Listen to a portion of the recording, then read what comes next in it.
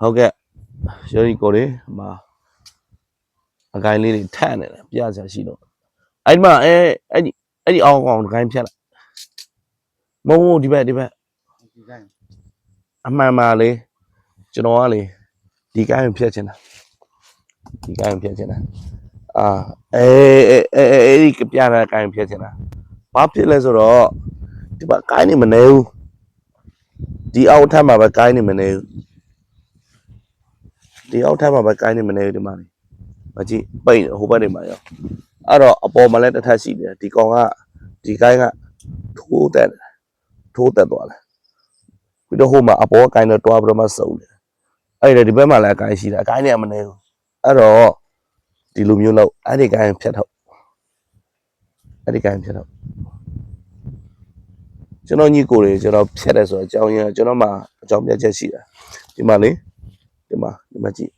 နည်းနည်းစင်းအောင်းနေစင်းဖြတ်လိုက်ရတယ်ခဏနည်းအဲ့ဒီကိုင်းဘာရောက်ဖြတ်လဲဆိုတော့တွားoverမှာသူများပြဿနာတော့ရှိရတယ်အပေါ်မှာနှစ်ကိုင်းတော့မှတွားပြီးတော့သူတထိုးတင်တယ်အဲ့မှာတစ်ချက်ပြီးလို့ရှိရင်တစ်ချက်ဖြတ်ရတဲ့အကြောင်းရင်းအကိုင်းတွေအများကြီးရှိတယ်ဟိုတစ်ကိုင်း3ကိုင်း4ကိုင်း5ကိုင်း6ကိုင်း9ကိုင်းအပေါ်မှာလည်းအများကြီးရှိတယ်အဲ့တော့ဒီထိုးတက်တဲ့အကိုင်းကိုကျွန်တော်တို့ကမယူတော့အဲ့တော့အဲ့ကိုင်းကိုကျွန်တော်ဖြတ်ထုတ်ဟုတ်ပြီလားဖြတ်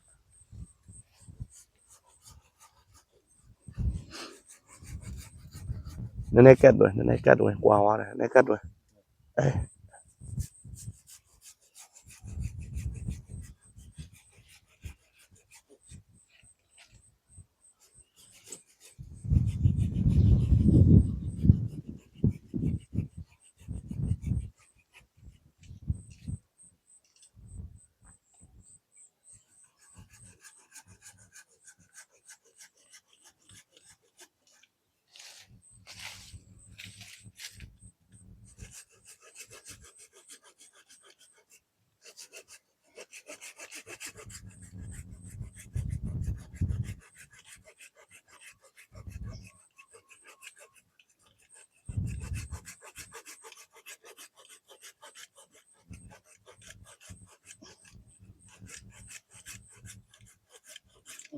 ဆွဲချလိုက်ဘာမျိုးဆွဲချလိုက်